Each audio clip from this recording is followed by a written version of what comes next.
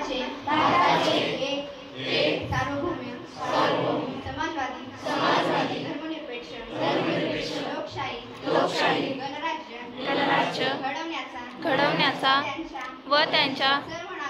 सर्व नागरिकास सामाजिक आर्थिक व राजनैतिक न्याय विचार अभिव्यक्ती विश्वास श्रद्धा व उपासना यांचे स्वातंत्र्य दर्जाची व संधीची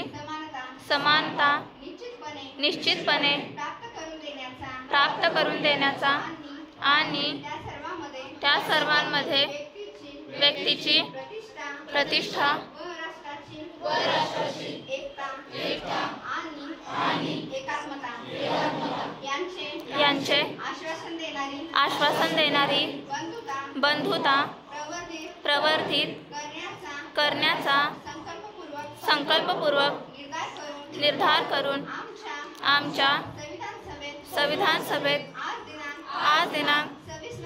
26 नोव्हेंबर 1949 रोजी याद्वारे हे संविधान अंगीकृत आणि अधिनियमित करून स्वतः अर्पण करीत आहोत। जय संविधान।